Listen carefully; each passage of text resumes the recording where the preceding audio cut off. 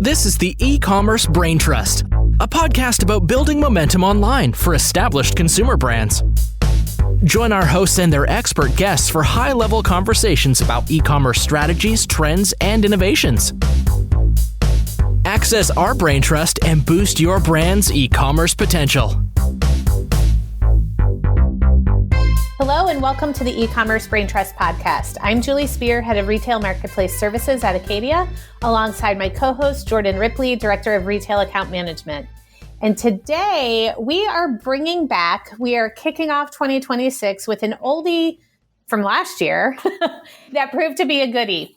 We reached out to about a dozen of our previous podcast guests spanning industry analysts, tech providers, brand side leaders, and asked them two questions to close out 2025. What had the biggest impact on industry last year? And what are they most excited about for the year ahead? So we got some great responses from the experts. And to help us bring together our findings from that outreach, we've invited back someone who we know very well, who knows the space extremely well, and actually knows this podcast very well. Kiri Masters, former host of this podcast and now the host of the Retail Media Breakfast Club. Welcome, Kiri. Thrilled to have you. I'm back, baby. You thought you couldn't get rid of me? I'm so back. I don't know if it was about getting rid of you. I think I told you, you're not rid of us. We'll have you back. I feel like we should be putting like a Hall of Fame jacket on you. Get here, like a nice fancy blazer or something. First, you didn't tell me that there'd be no video today. And secondly, I didn't get my Hall of Fame jacket in time for the podcast. We didn't know what number we'd be retiring for you to put on the... We could settle that after the episode and then get you that jacket. Okay. All right. We'll take it offline. All right. Let's dig in. We've got a lot of great conversation starters here. And I think it's probably not going to be a shock to anyone when I utter the next two letters, AI. The big headline in last year was that AI was the story. About 60% of respondents when we did this to close out 2024 called AI out as a defining theme. And this year, we actually beat that. It was 82%. When you peel away the fact that everyone's just talking about AI and it covers so many things, really, we've narrowed it down to four key areas: how advertisers reach and activate their customers, how shoppers search and discover products, how they purchase, and how brands and retailers fundamentally operate. All the ways that AI weaves through those four topics. So I want to start with the very first one and the impact on advertisers. Last year, one of our biggest bets, and one thing that you talked a lot about, Kiri, especially, was personalization at scale with the use of AI. It's a topic that you were bullish about. What's interesting is that this has come up a bit less in responses this year. So I'm curious how you see it. What are we really looking at when it comes to personalization at scale now across creative production and audience activation and measurement versus what we had hoped or expected when we talked about it last year? I think in some ways that the personalization discussion is much like AI in general, in that it has faded not into the background, but it has become a core component of how these apps and technology works and the workflow as well. One example, and this has been around for maybe at least 6 months, is Microsoft Copilot ads, which is, just to remind everyone, the LLM that has had ads in the LLM chat experience from the very beginning for 2 years.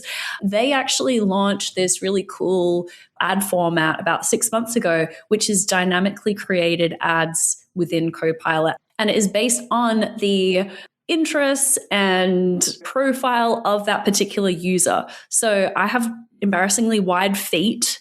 And so if I was looking for footwear, then Copilot would say, yes, and this Nike shoe actually comes in wide foot size ranges. So it's going to be great for you, Kiri, with your really ugly feet. So, I think that those kind of things, like, this is personalization at scale. Does a brand need to do anything differently with that besides make sure that they have correct product information and have as much content as possible about their SKUs and how they're used and things like that?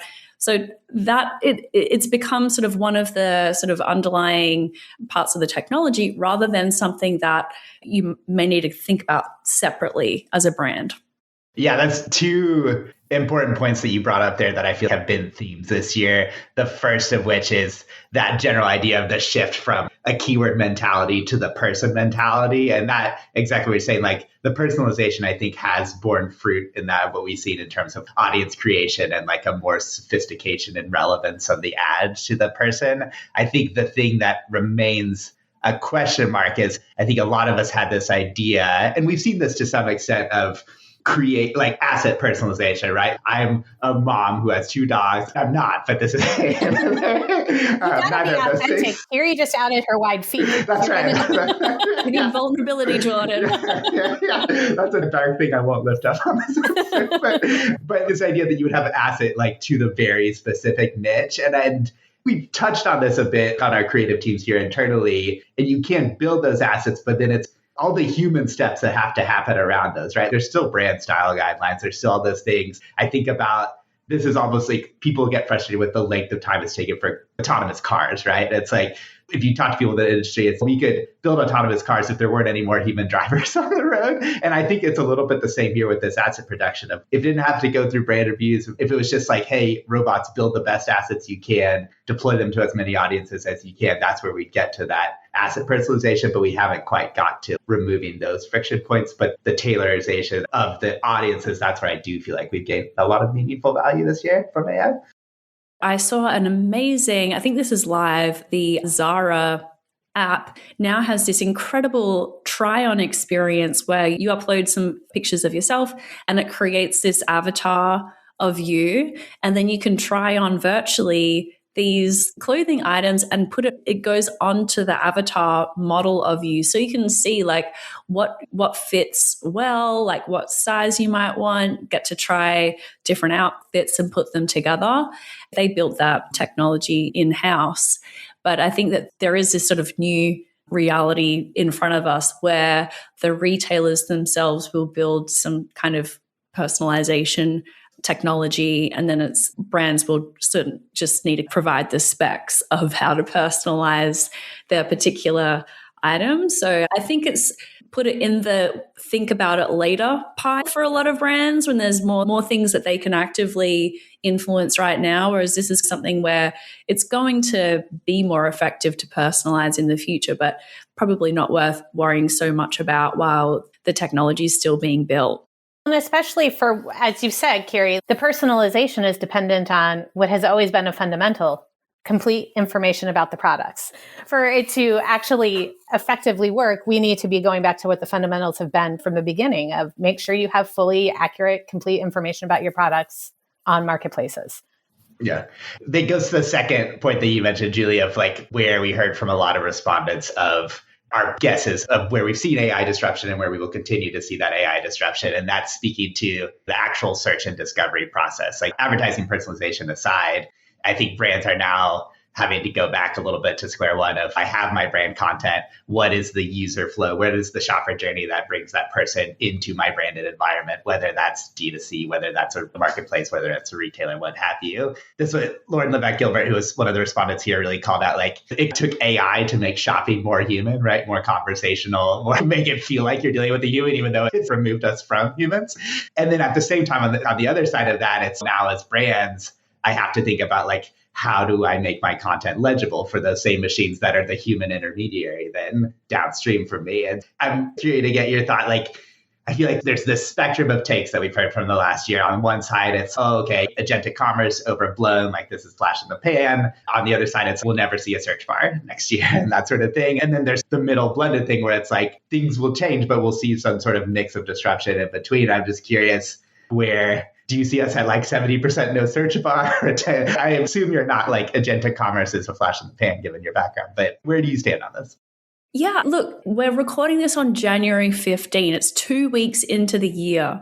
And already there's just been such a profound announcement with Google UCP, which I'm sure we're going to talk about, where I'm giving up on predictions. I'm not in the predictions game anymore. I'm sorry to disappoint. Quickly redact the title of this episode. It's just wild. So I think that there is such a capacity for the entire ecosystem of shopping to be upended that we can't even comprehend right now. I will say, being at NRF this past week and hearing, and I attended as many sessions as I could where retailers were talking about how they are approaching agentic commerce specifically, because there wasn't a whole lot of sessions about retail media, just saying. So I defaulted to my second favorite topic. Yes. What they said, so this came up from the CIO at Home Depot and also the CIO at Wayfair and a couple of others, which is they're also not putting their bets on one horse. They are building for what PayPal's head of AI calls an on-site agentic experience and an off-site agentic experience. Okay.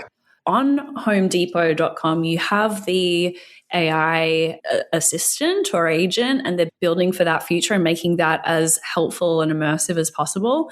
And then they're also optimizing for a shopping experience within ChatGPT, within Gemini, because they're expecting that there's going to be multiple pathways to transacting at Home Depot.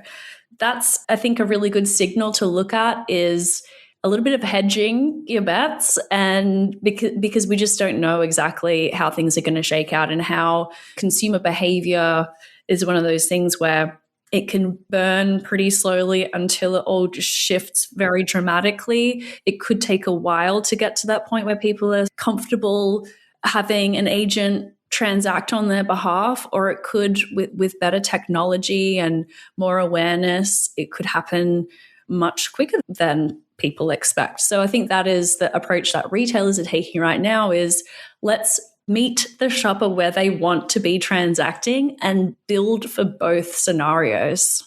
So I'm not hearing death to the search bar coming from your mouth.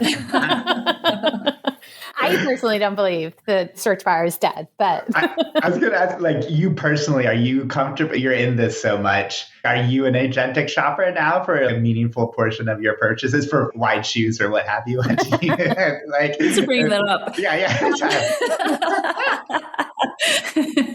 Okay, this is something that I write about. I was, I think, one of the first people to transact on Etsy through the ChatGPT instant checkout integration. Admittedly, I haven't gone back. And that, I think, is a really interesting way to look at it. Is there's a lot of curiosity about how this technology works, especially those so many announcements before the holidays from these LLM companies launching new features. There was a number from Google, like the price tracking, and everyone rolled out a price tracking feature and all of that. So I think that is one way to get in front of consumers with those discrete features that make shopping more transparent, more enjoyable in some ways, like the Zara try-on. And so it is like a incremental thing. Oh, I'm in the market for a new blender. I'm going to set up that price tracking thing in Google AI mode. Oh, I can also actually just get it to buy it for me when it reaches this price threshold. I think it will be like these little incremental things where there's a superior experience doing it agentically. As it stands right now with ChatGPT instant checkout, it really doesn't replace a lot of shopping behaviors that people would ordinarily have, where they want to browse, they want to build a basket, they want to reach a free shipping threshold. So frankly, the technology really isn't there yet for a lot of shopping actions that we're used to taking, which include things like calculating loyalty points and multi-merchant transactions and things like that. Frankly, the technology isn't really yet there, but there's these little delightful experiences that are hooking people in and getting them a bit more comfortable with portions of their shopping journey taking place in these LLMs. You're hitting on there is something that actually Mike Black from Profitero commented on as well, talking a little bit about as ChatGPT becomes more shoppable and makes meaningful shifts. His take is the implication there is a big thing. Once AI can both recommend and transact, as you're talking about, the traditional funnel starts to collapse. And the line between upper funnel awareness and lower funnel version gets really blurry. You talked about at NRF, the announcement, Walmart officially joining Universal Commerce Protocol, bringing their retailer data directly into Google's Gemini shopping experience. And that puts them alongside like Shopify, Target, Etsy, Wayfair. There's a lot of activity around laying the groundwork for AI-driven commerce at scale. This goes beyond share of prompt or organic visibility in AI chat and towards something bigger where products are actually available and how those channels integrate with AI systems that can act on behalf of shoppers. All that's a grand intro into what about Amazon? Amazon's kind of a walled garden still in this realm because they haven't entered into the whole ChatGPT OpenAI. So I'm curious how you're thinking about Amazon's approach here and how you see the more closed system, their walled garden with Rufus, compared to the broader that we're talking about with these other retailers, where the AI agents can transact across retailer and D2C sites. Yeah, it's so interesting, this role reversal with Amazon, right? Where they're now like they look very defensive as opposed to being on the front foot with new technology, which Rufus really was miles ahead of any other shopping assistant than any other retailer had. And probably still is. But is that the way that people want to? I'm not sure that is the way that people will want to research and compare for every shopping journey. They might want some technology that is a little more agnostic, right? And so I think that is what's very interesting about this UCP protocol and the concept of using ChatGPT or Google Gemini to make comparisons is that it feels a little more agnostic than going to Amazon and you're going to end up buying something, but you don't know if that's got the best price. And just very interesting, the reaction from the public on Amazon's Buy For Me agent, which has been around for 6 to 9 months or something like that. And it was very limited, but recently there's a huge backlash because these small businesses are like, WTF, I didn't agree to sell on Amazon. Now my products are there and they're not being represented correctly. And I didn't sign up for this. This is really offensive to me as a small business owner. So now actually seeing Amazon attempted to do the agentic offsite Buy For Me and faced a really strong backlash compared to these LLMs who are doing the same thing and maybe not being viewed in the same light as what Amazon is. Yeah, the defensiveness that I think is interesting, like the role reversal here between Amazon and Google, where it was like Google was such a dominant player in search for so long. And then the dawn of AI and Google really is like the laggard. Like I remember using a lot of Google AI products in the early days and they were just terrible. And now the idea that Google will just happily play with anyone to try to get more folks streaming. Bringing everyone together, like happy, one big happy family. Yeah, if you had said that 5 years ago, what are you talking about? So that has been an interesting development to me too. And then I was looking at last year's responses too. And inevitably when we have these sort of look at last year, then look at next year, is there any real threat to Amazon in the retail space? And I feel like there's lots of things that feel like threats. And so far, Amazon has batted 1,000 in terms of fending off the majority of those threats. I would say, obviously, there are new entrants all the time, but no one has unseated them in terms of retail advertising growth or that sort of thing. But last year, it was all about the Temus and the Sheins and Amazon Hall rolled out. And okay, so that's Amazon trying to catch up here. And now I feel like you mentioned the price tracker, price comparison, right? If I go onto Amazon today and I click the price comparison, it immediately bounces me into Rufus, right? So there's a lot of these things too that feel reactionary of Amazon looking around and saying, okay, more and more I'm going to make Rufus the default native experience, whether the consumer opts into that or not. I feel like we're going to see an escalation of that pretty quickly here. One really interesting stat from last year that Salesforce shared is that 30% of shoppers globally, when they go to a store, they will pull up an LLM and have it assist them in their buying journey, which you can totally see. And amongst Gen Z and millennials, it's 40%. Okay. So if you think of back, Julie and Jordan, like early days of this, it was showrooming with Amazon. So you go into a store and then you would check Amazon. Can I get a better price on Amazon? What do the customer reviews say? You would augment the information that you'd get in a store because no associates around anymore, you would augment that by going on the Amazon app. Now people are not going on Amazon, they're going to ChatGPT or increasingly in the future, Gemini. So I think that they're losing ground a little bit with that in-store shopping behavior as well, which is still, depending on the category, 70-80% of all retail sales. So that's one area where I think Amazon is on the back foot a little bit as well. Yeah. They're counting on their Gen Xers continuing to look at Amazon. I don't know much about that. An interesting thing that makes your mention of like how Home Depot and Wayfair are thinking of it. I have my on-site agents that help with this part of the shopper journey. I have my off-site interactivity with some sort of like universal protocol. It's like, I think back too of like early days Google, where I would have my paid search efforts on Google, and then I would try to land people on my site, and then I would try to build really relevant landing pages to whatever that search term was. And to me, there also is a universe here where there's not one single dominant player, but there is this sort of offsite LLM model that handshakes with an on-site agent, and those two get interfaced, and you still get that sort of delight of, I'm in a branded environment and I can shop in that world, and those two will talk. Now, I realize there's like a lot of incentives not to build that, but I feel like that could be, if we think about an ultimate shopper experience of like still getting the browsing, but the efficiency of an LLM, there's a middle ground here.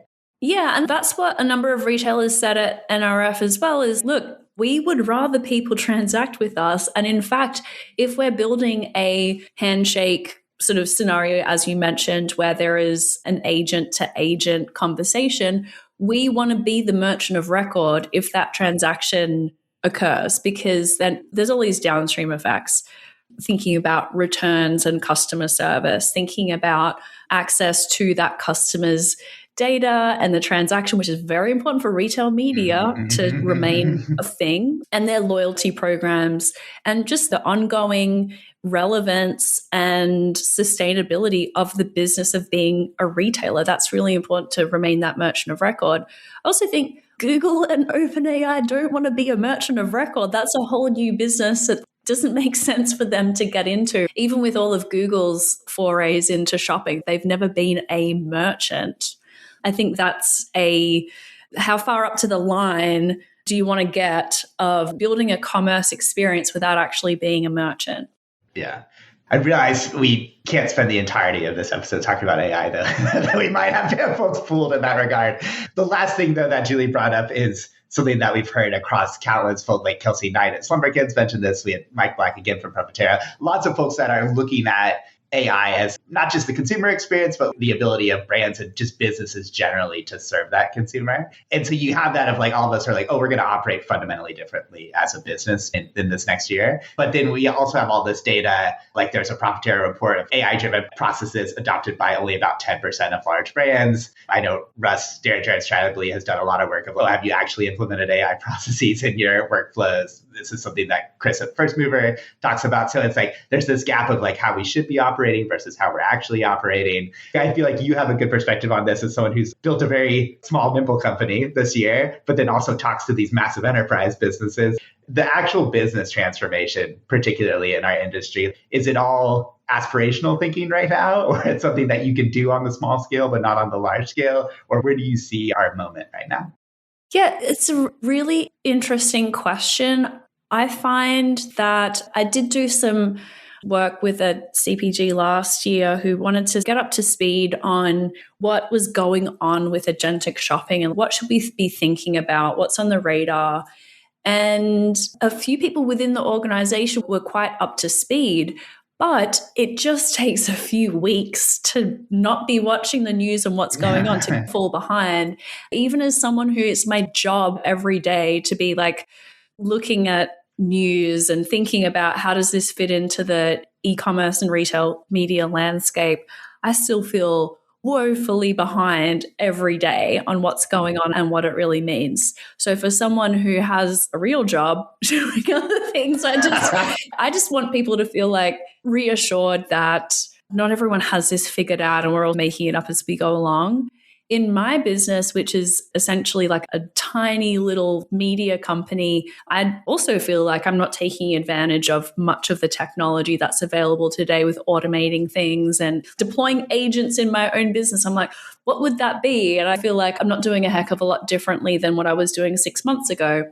because it takes time to step back and look at, okay, all of these processes that I have now with recording a podcast and sending out a newsletter and copying, pasting stuff over to LinkedIn, the reality is there's technology that could automate some of that, and there's still major gaps. I've spent a lot of time trying to figure out how can I automate my newsletter content over to a LinkedIn newsletter. And because there's no APIs for LinkedIn articles, I can't actually do that. But you can bet I've spent about 15 hours trying to figure out how to do it. And it's actually just not possible. This may not be relatable for everyone, but I think the point is that you can spend a lot of time trying to solve a problem that may not have a technological solve for just yet.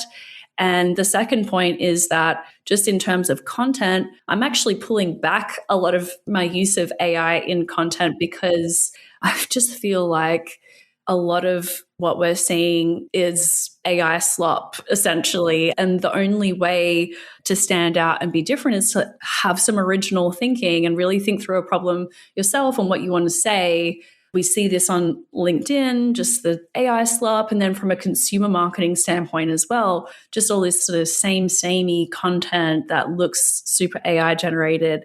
There's going to be, I just think, like a major reaction to all of that and a return to genuinely original thinking and content and real candid content as well, because every trend has an adverse reaction, at least at some point in the future. Yeah. What do you guys think? I mean, trying to keep pace, like you said, with all the updates, with what's available and how to use it in the most effective way, it is overwhelming. When I think about it from like a brand perspective, I think people are just trying to figure out a lot of what you described with the LinkedIn article thing is, where can it bring efficiencies? How can it bring automations to my workflows in the day-to-day versus the higher level contribution? I think that's like the easy gateway entry into understanding like where your standing is with AI. Yeah. I think we're similar, right? We want to have as much literacy internally of the tools and that sort of thing, while also understanding that we are not at the point where it's like a full-scale disruption to the way that the majority of our tasks are done. And maybe that happens down the road, but I don't think we're at that point yet. Dare I take us to a topic other than AI? There's another topic that is an oldie but goodie, shows up anytime that we're talking to people, and is especially in these mailbag episodes, profitability. And in 2025, it took an interesting spin with, believe it or not, it was just the start of 2025 when the start of talks of tariffs came about. It feels a lot longer ago than that. The talk of tariffs is something that had impact on people in terms on brands working to maintain margins and really being worried about margin compression. But there's also something, a view out there that there's something about the maturity of the ecosystem, that growth at all costs, tariffs aside, growth at all costs is not something that brands can go after. That's less about tariff or economic uncertainty and more about potentially the maturity of retail media itself. So I'm curious from your perspectives, do you see us moving kind of past this reactive grow, kind of the correction, like we said, about AI, kind of the swing to the middle? We're out of the post-COVID boom. Are we coming into the middle? The conversations that you guys are having with brands, how do we see the view of these retail channels as like high growth at all costs versus profitability and margin concerns? I can give the retailer perspective, as I've spent the last year or so digging more into that.